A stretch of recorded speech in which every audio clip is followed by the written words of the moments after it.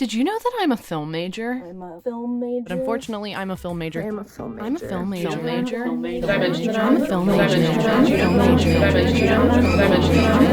Did I mention that I'm a film major?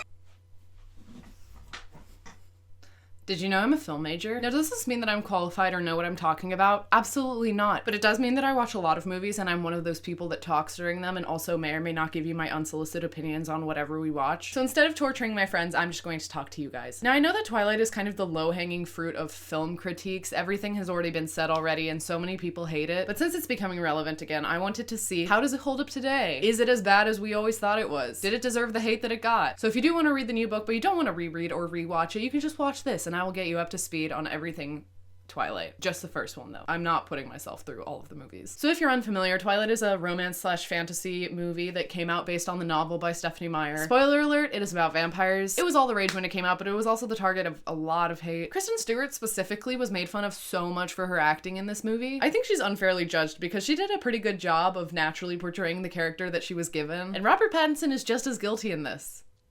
But now, a whole 12 years later, let's see how Twilight holds up in 2020. It's at this point that I'd like to make a quick disclaimer. This video is all in good fun, and I find ways to make fun of practically every single movie I watch, even really, really good ones. I strongly believe in liking what makes you happy and killing cringe culture, and if you love Twilight, do not let me stop you. I had lots of fun reading the books when I was younger. If this video still makes you angry, though, you can just remember that I'm a film major that was too dumb for STEM, who is destined for unemployment in the future, and the closest I will probably ever get to the Academy Awards is working as a waiter at the after party. So don't worry, karma's got its kiss for me. Moving on. Alright, let's get started. This seems like it should be a fun and lighthearted movie, right? I'd never given much thought to how I would die.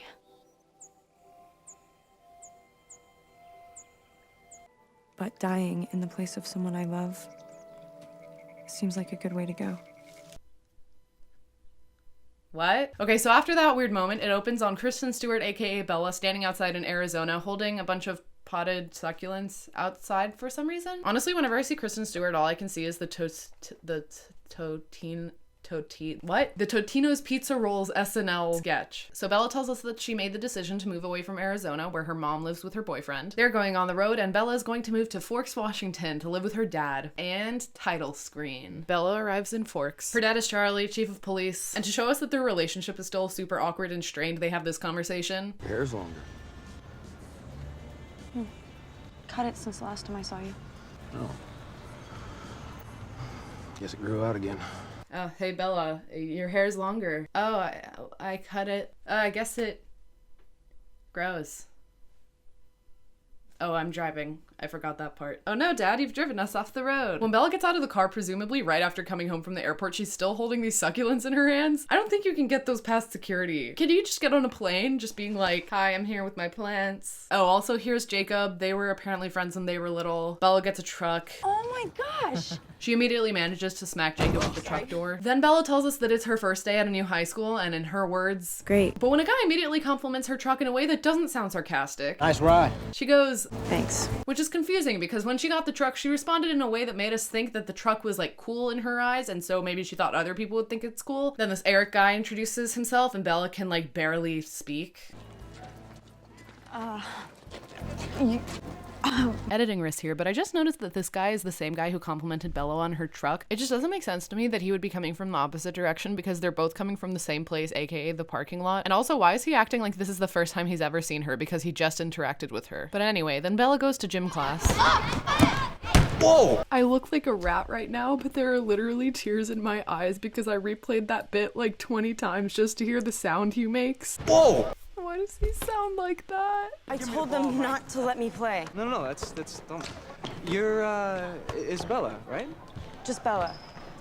Yeah. Hey, I'm Mike Newton. Oh, nice to meet you. Yeah. Is everyone in this movie just perpetually anxious? Bella immediately manages to make friends, but she seems to show no interest in them until she sees the Cullens. They're apparently a bunch of adopted kids that this doctor adopted, but they're all together, except for Edward, who no one can seem to like tie down. Bella stares a lot. Her understanding of social cues seems to be like 0, which makes me confused how so many people just decide that they're gonna be her friend. Especially because those friends seem to be kind of judgmental. The little dark-haired girl is Alice. She's really weird. I also love that when they introduce Alice, she's like forcing Jasper to do this weird little twirl. Were they directed to do that, or did the actors just decide to do that? Also, okay, we're just gonna go into this with the knowledge that the Cullens are vampires. Why do they go to high school? Can't they just be homeschooled? They don't hang out with anyone that's not themselves anyway, so why do they have to go through the torture of high school? This is technically explained later when Edward says that the younger they start, the longer they can stay in a place, but like, why can't they just be homeschooled? So there's 4 Cullens that we're introduced to first. Rosemary, Buff Guy, Alice, and Jasper. Alice and Jasper are literally the only ones whose names I can actually remember. And then obviously Edward, whatever. I also like how all the Cullens come in one by one through the same door. Do they stage their entrances? Are they like, okay, we'll go, and then you go, and then you go. 5, 6, 7, 8. Bella, stop staring. They're also staring right back at her as though this is no big deal. Except Edward's like, ugh, okay, now after lunch comes the classic scene. I don't want to witness this. Can you imagine being the new kid at a school and someone reacts that way? I would literally leave the country. Okay, so Edward like hates Bella. She catches him after class trying to transfer classes and she's super angsty about it. I don't know, all of this like intro plot is very not important. Why does she shake it and put it back? Bella, do you know how ketchup works? Do you need help? Do you want me to do it for you? This scene is boring, so we're skipping to when the Cullens show up again. Love how their whole existence is trying to not get caught for being vampires, so therefore I guess they shouldn't make a scene, but yet they come into the parking lot like this. I am so powerful, don't need seatbelts. So after their first meeting, when Edward reacts really badly, he's not coming to school. And then he comes back and he's somewhat more pleasant, but still hardcore staring at Bella all the time. He also never touches the scientific equipment with his fingers and he keeps his eyes like... Now that I'm editing, I'm wondering if this was just to emphasize the change in eye color or if maybe the contacts they made him wear were super uncomfortable, but either way, I'm uncomfortable. He asks her about the weather and she like has an aneurysm about it. You're asking me about the weather? Yeah, I guess I am. So Edward's trying to make friends. He's trying to like make peace after that whole experience. So he asks her why she moved here and she goes, it's complicated. But then she explains it in like 2 words. It's not that hard. My mom and her boyfriend are traveling, so I live with my dad. I love their body language. It always looks like they're fighting or like trying to do some really difficult math in their head or something. They were both always like... They have like a kind of normal conversation for like a few seconds, but then Bella asks about his eyes and how they've changed colors mysteriously. But he like freaks and leaves the conversation, even though he's presumably been a vampire for a long time and should know how to field questions that could potentially expose him. And he shouldn't go to school if he doesn't know how to act human. What? Once again, why weren't they homeschooled? So now here's where the plot finally happens. Bella is saved by Edward after some car like comes out of nowhere and nearly hits her. She saw him across the parking lot, but he somehow miraculously gets to her side and pushes the car away from her just in time, saving her from being crushed to her death. He gets there so fast that afterwards Bella asks what happened and how he did that, and he straight up gaslights her. And she is understandably upset, but then that night we get the first instance of Edward watching her, but she just thinks she dreamt him. I feel like this would all be very traumatic, but on what seems like the next day, Bella is already back at school. Do you wanna go to prom? This is the second guy that has tried to ask Bella to prom. Am I missing something here? Why is she so popular? Okay, I know Bella's very pretty and all, but she shows practically no interest in her friends. They seem to have nothing in common and she looks visibly uncomfortable when they speak to her. And also she acts like this.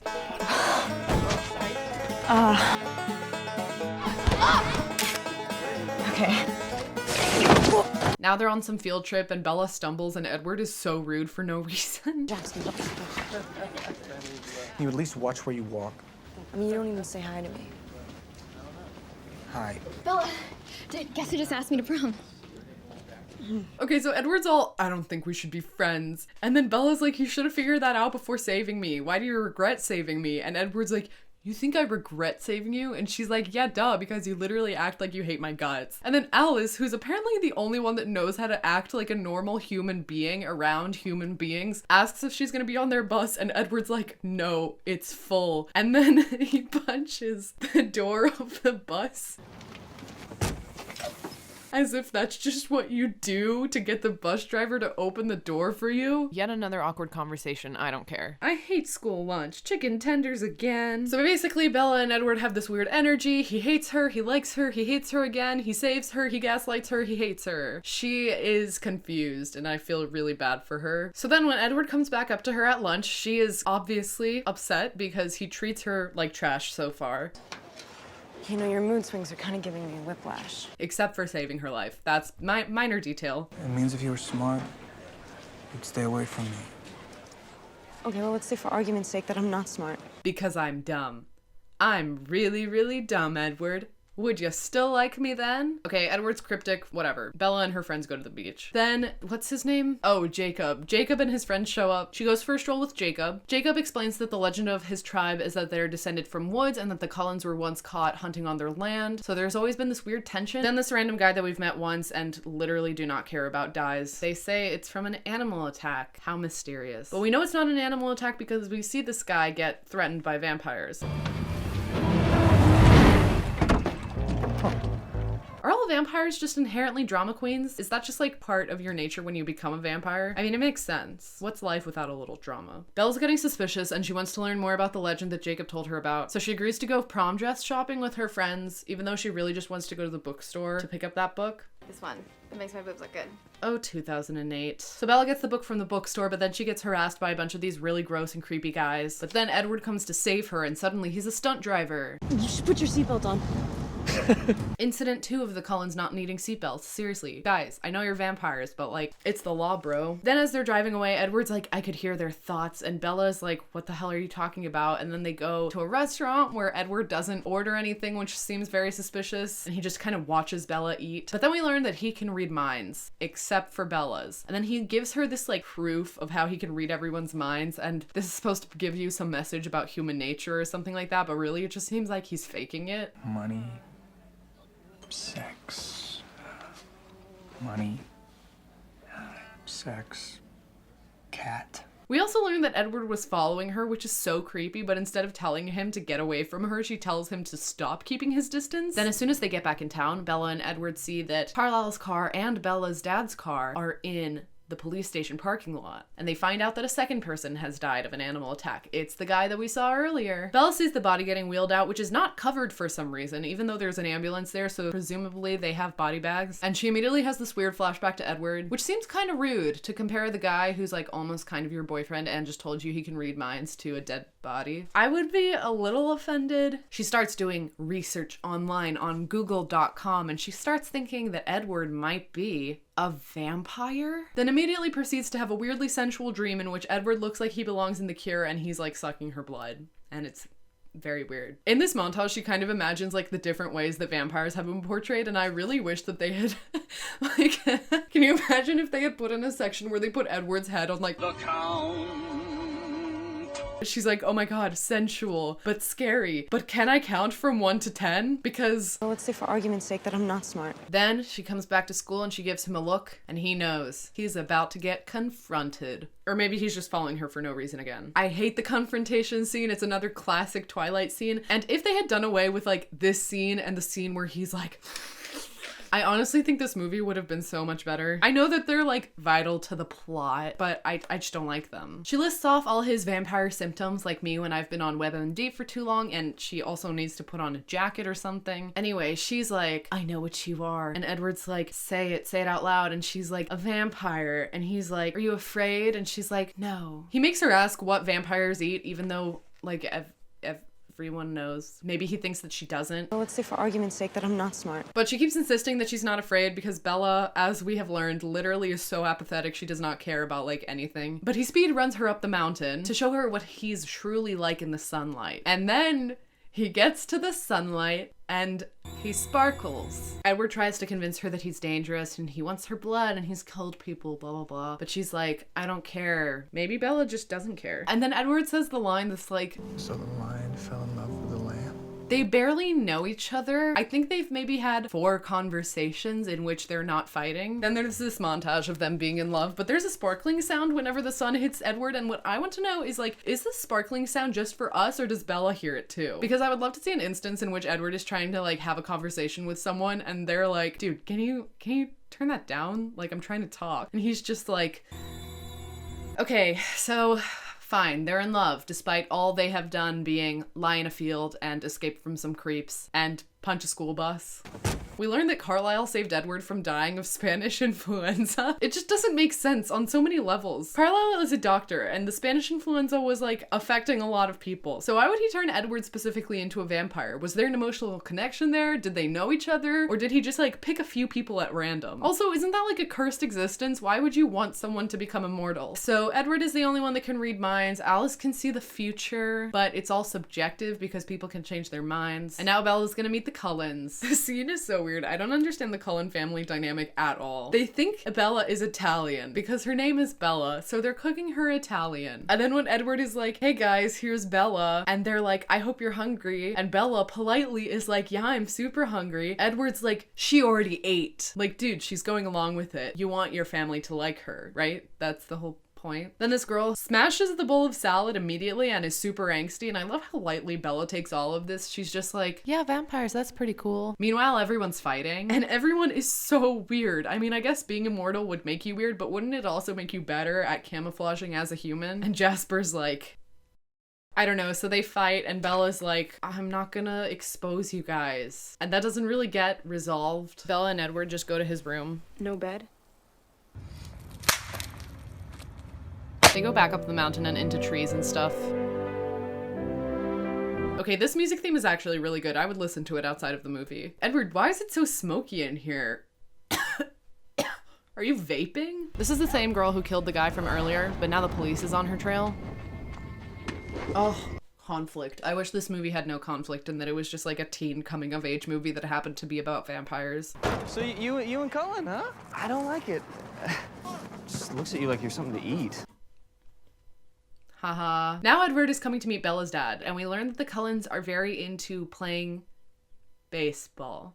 And they're gonna play with Bella, who we have learned can literally barely keep herself upright. One gratuitous baseball scene later. Oh, now there's drama with the 3 sexy vampires of Forks, Washington. We have James, and I don't care about the other 2, it doesn't matter. Then this guy realizes Bella's a human and he's gonna like hunt her because Edward was like, no, she's mine. And now this guy sees it as a challenge. Literally this whole movie is guys fighting over Bella, and why? So this is a problem. They need to get out of town fast or else this guy is gonna kill her and maybe her dad and maybe everyone else in Forks, except he specifically wants Bella for some reason. So they're gonna stage a breakup so that Bella's dad thinks that there's a reason that she wants to leave. She slams the door in Edward's face and he just keeps standing there like a sim. Bella tells her dad that she's leaving and is super mean to him to make him let go of her. How is he letting her do this? She's a junior in high school. She's like 17. She's not even 18. How can she do this? If I was one of Bella's parents, I would be like,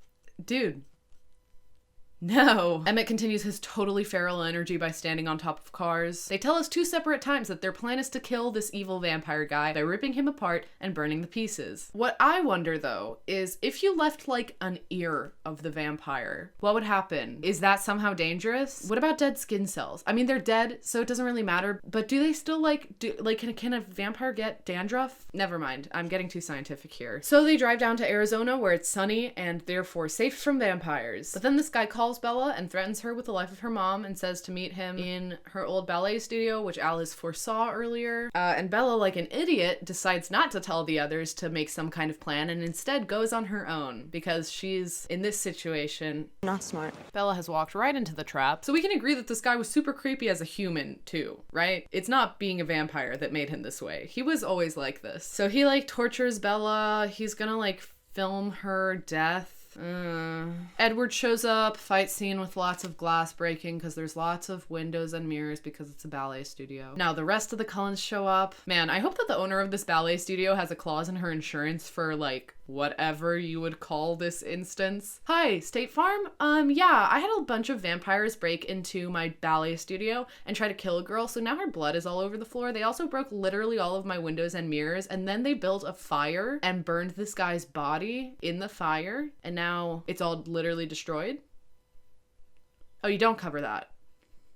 Damn it. Okay, she's turning. Edward sucks the venom out to save her. She wakes up in a hospital where Edward is sleeping at her bedside and her mom is there. The story they tell is that she tripped and fell down 2 flights of stairs and then went through a window. But how do you fall down 2 flights of stairs? Because flights of stairs don't just go straight down. They tend to like make a kind of like a spiral. So did she like fall down one flight of stairs and be like, oh man, that sucked? Turn the corner, fall down another flight of stairs through the window. What? So now they're going to prom, and Bella wears Converse with her dress because she's just cool and different like that. Bella's dad gives her more pepper spray. Not gonna lie, if I was him, I would be like, you're literally never seeing Edward again. So they get to prom. Jacob shows up like from behind a tree and he's all dressed up, even though he tells her that his dad paid him to go warn Bella that she should break up with Edward and gives her no reason or incentive to do so. Why is he dressed up if he was only gonna be there for a second and only to like immediately go back into the woods? When Edward sees him, he's like, I'll take it from here. And there's weird tension. Why the whack angles all the time? You use angles like that to show instability. You don't need to show instability. Prom is not an unstable moment right now. This is the end of the movie. This is the resolution. This is not supposed to be unstable. This is supposed to be the most stable part of the movie. You show stability as the story draws to a close.